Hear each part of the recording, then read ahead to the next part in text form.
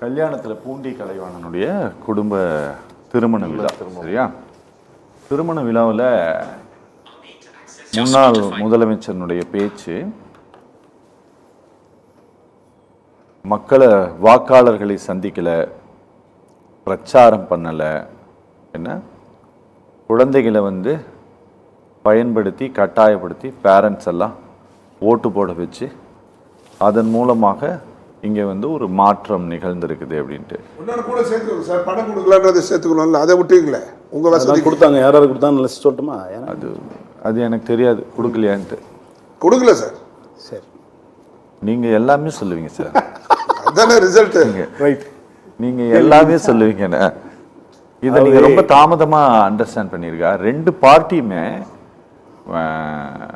ரெண்டு கட்சிகளையுமே, தமிழ்நாட்டினுடைய இருவரும் திராவிட கட்சிகளையுமே இந்த தேர்தல் முடிவு ரொம்ப புரட்டி போட்டு இருக்கிறது. இதுக்கு என்ன காரணங்கிறது ஒரு 5-6 நாள் கழித்து கவர்மெண்ட் எல்லாம் ஃபார்ம் பண்ண பிறகு தான் யோசித்து அனலைஸ் பண்ணி இதை இப்போ பொதுவெளியில் சொல்ல தொடங்கி இருக்கிறீர்களா? ஒரு அரசியல் கட்சி தன்னை மாற்றிக்கொள்வதற்கோ அல்லது தன்னை அப்டேட் பண்ணிக்கிறதுலோ எந்த சிக்கலும் இல்லை. அது அந்த கட்சியோட வளர்ச்சி தான் இல்லையா? அது எந்த காலகட்டங்களில் சொல்லியிருந்தாலும் செங்கவேல்நாதன் சொல்லும்போது சொன்னார், இது எங்கே போனாலும் அரசியல், ஒரு கல்யாணத்துக்கு போனாலும் அரசியல் பேசுகிறான். ஒரு அரசியல் கட்சி அரசியல் தான் பேசும். ஒரு அரசியல் கட்சி தலைவர், ஒரு அரசியல் இயக்கத்தோட தலைவர் எங்கே போனாலும் அரசியல் தான் பேசுவாங்க. உட்காந்துட்டு ரீல்ஸ் போட்டுட்டு பொதுமக்களை ஏமாத்தி இப்போ தொடர்ச்சியான ஒரு செய்திகள்லாம் வந்துட்டு இருக்கு. அதாவது துண்டு எடுக்க சொல்லிட்டாரு முதல்வர், பாதுகாப்புக்கு தனி வழி விட்டார் ரோட்டுக்கு. இதெல்லாம் எவ்வளவு பெரிய அபத்தமா இருக்கு. அபத்தம் இருக்கு நான் சொல்றேன். இப்ப தினமலர்ல ஒரு ஆர்டிகிளே வந்துச்சு, துண்டை காட்டிலும் இதுலதான் கூடுதல் மெயின்டெனன்ஸ் சார்ஜஸ் இருக்கு. துண்டு நீங்க போட்டுக்கலாம், அது ஹீட் ஆகக்கூடாது, பாடி ஹீட் ஆகக்கூடாதுன்னு போடுற ஒரு சம்பிரதாயம் தான். இதுல பெருமை மேட்டுமைத்தனம்னா அதுல கிடையாது. இருக்கு ஒயிட் டவல் இஸ் தட். சரி, ரைட்டு, அதுல மேட்டுமைத்தனம் கிடையாது. அப்ப ஒரு முறையும் எதை நீங்க சித்தரிக்கிறீங்க அப்படின்னா, நான் ரொம்ப எளிமையானவன், இப்போ அங்கிருந்து ஹெலிகாப்டர்ல வர்றதுக்கான வேலை நடந்துட்டு இருக்கு வீட்டுல இருந்து, அது எளிமை இல்லையா? அதுக்கு பேர் எளிமையா? ரோட்ல வந்துட்டு போறது பேர் எளிமை இல்லையா? ரோட்ல தனியா எல்லா முதலமைச்சரும் கடைபிடித்துட்டு இருக்கிற ஒரு விஷயம் தான். அப்ப ஆரம்பத்துல இருந்து ஒரு ட்ரெண்ட் செட் பண்றீங்க, ஒரு ரூட் மாஃபியான்னு ஒண்ணு வச்சுக்கிட்டு அதன் மூலமா எதிர்மறை கருத்துக்களை மட்டுமே விதைச்சிட்டு இருந்தீங்க. உங்களுக்கு இப்ப என்ன பண்றதுன்னே தெரியல. உங்களுக்கு இவ்வளவு நாள எல்லாத்துக்கும் திமுக கூட்டம் வரல, திமுக இது பண்ணுச்சு, திமுக ஆளுங்கட்சி ஆயிட்டோம். இப்ப நமக்கு ஒரு சிக்கல் இருக்கு, நமக்கு என்ன பண்றதுன்னு தெரியாம யாரையும் குறை சொல்ல முடியாது இப்போ. எக்ஸாக்ட்லி. இப்ப யார குறை சொல்றது? சுத்தி பார்த்தா எல்லாத்துக்கும் நம்மளா நிற்பாங்க. 9 அமைச்சர் தான் இருக்கு, ஃபைல்கள் தேங்கிட்டு இருக்கு, உயர்கல்வித்துறை அமைச்சர்கள் நியமிக்கல. இவ்வளவு நாள் உங்களை போட்டு மிதி நினைச்சாங்க இல்ல, இப்போ ஒண்ணும் பண்ண முடியறது இல்ல. இப்ப அத நம்புற அளவுக்கு சாப்பிட்டு தூங்கறதுக்கு வேலை நேரம் இல்ல தலைவா. அத நம்புற அளவுக்கு இவங்களுக்கு ஒரு நடிகை பிம்பம் இருந்துச்சு. விஜய் மாமா பாவம், விஜய் மாமாவுக்கு ஓட்டு போட்டுருங்க, இப்படி எல்லாம் சொன்ன குழந்தைகள் இருக்கு இல்லையா, அதெல்லாம் பாவம் ஏமாற்றப்பட்டு அந்த குழந்தைகள்லாம் ஏமாற்றப்பட்டிருக்கு. அப்ப சொல்றாங்க இவங்க, மீண்டும் ஒரு கருத்து அழகா சொன்னாரு, எல்லா திமுகவோட திட்டங்கள்லாம் செய்யறதுனால இது திமுகவோட ஆட்சின்னு நினைச்சிடாதீங்க. நீங்க டேர்டெவிலா சொன்னீங்கல்ல, என்ன சொன்னீங்க? 1000 ரூபாய் நாளைக்கு கிடையாது, 14ஆம் தேதி நைட் சொல்றாங்க, நாளைக்கு 1000 ரூபாய் வராது. அவசர அவசரமா ஏன் 15ஆம் தேதி காலைல போட்டு விட்டீங்க? வராதுன்னு சொல்லுங்க, தப்பான தகவல். அதை மறுபரிசீலனை பண்ணணும், அதுல சில மாற்றங்கள் செய்யணும்னு சொன்னாங்கல்ல. இப்ப அண்ணா அழகா அதுக்கு ஒரு விளக்கம் எனக்கு சொல்லணும். அவசரமா 15ஆம் தேதி காலையில் எல்லா அக்கௌண்ட்டுக்கு பணம் போடுறது, 1000 ரூபாய் போடுறதுக்கு காரணம் என்ன? டியூ டேட்டுங்க. அதுதான் வராதுன்னு சொல்லியாச்சு இல்ல, வராதுன்னு சொல்றேன் நான் சொல்றேன் சார். டியூ டேட்ல கொடுக்கிறதுக்கு நானே சொல்றேன். என்ன தெரியுங்களா, ஓவத்துறையில இருந்து ஒரு ரிப்போர்ட், இந்த திட்டத்தை நீ கை வச்சுதான் உன்னோட இமேஜ் டேமேஜ் ஆயிடும் அப்படின்னு. அது யாரு? உண்மை செய்தித்தாள்ல வந்து அந்த திட்டத்துல சில மறுபரிசீலனை பண்ணணும், அந்த திட்டத்துல சில வரையறைகள், சில மாற்றங்கள் செய்யணும் அப்படின்றதுக்காக தான் முந்தின நாள் நீங்க வராதுன்னு சொல்றீங்க. அப்ப மறுநாள் காலையில 1000 ரூபாய் அவசர அவசரமா அக்கௌண்ட்ல போடுறாங்க.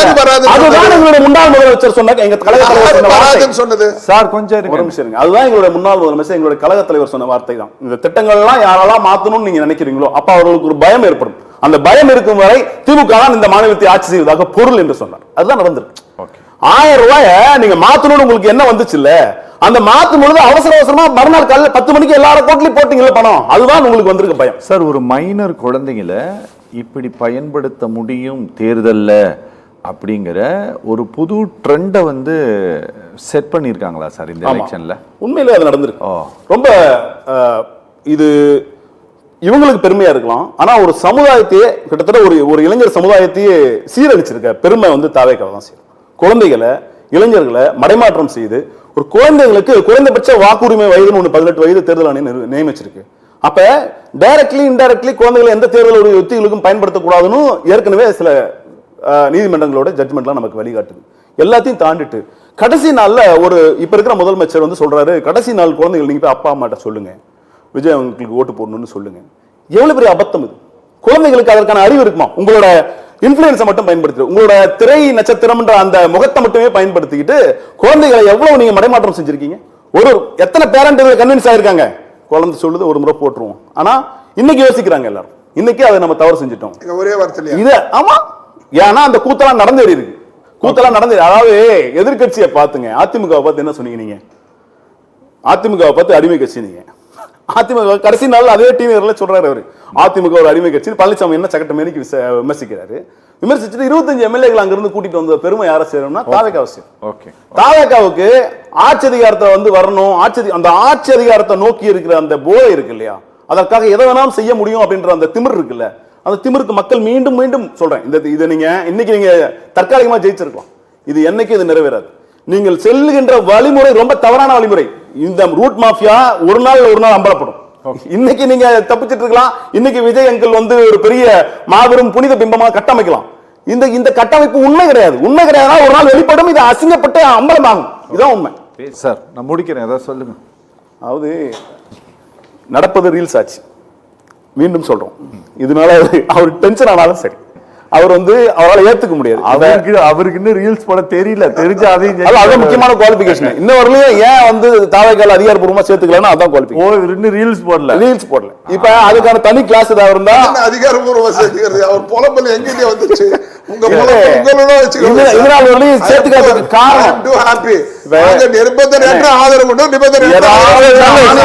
அமைதியா இருங்க, ஒன்னும் பிரச்சனை இல்ல. இப்ப நீங்க ஆரம்பத்தில் 2 ஆண்டுகள் எல்லாம் நாங்க 2 பேரும் பேசுற எல்லா இடத்துலயும் என்ன பதிவு வச்சிருக்காரு, 2 ஆண்டுகளா தாவேக்காவை நான் தான் ஆதரிச்சு பேசுறேன். செய்தி தொடர்பாளர்கள் அவர்களுக்கு தெரியாத இன்ஃபர்மேஷனே முதல்ல நான் தான் கண்டுபிடிச்சேன். அவன் ஜெயிப்பாரு அவனுக்கே தெரியாது. அது அந்த மாதிரி நீங்க நினைச்சிட்டீங்கன்னா நான் பொறுப்பு இல்ல. அவன் ஜெயிப்பா அவனுக்கு நினைச்சிட்டா பொறுப்பு இல்ல.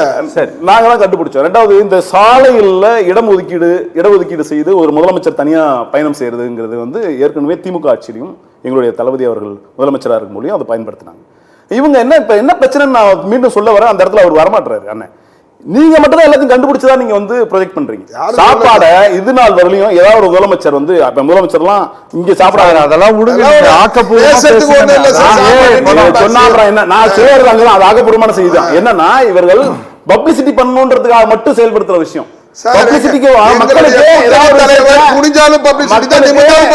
மக்களுக்கு உயர்கல்வித்துறை அமைச்சர் நியமிக்கல. அதாவது அடுத்து கல்லூரி மாணவர்கள் கல்லூரி சேர போறாங்க, அதுக்கான காலம் இருக்கு.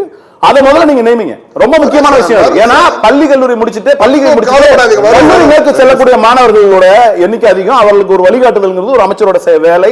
அந்த அமைச்சர் நியமிக்கப்படாதுங்கிறது தமிழ்நாட்டு துரோகம் தான்.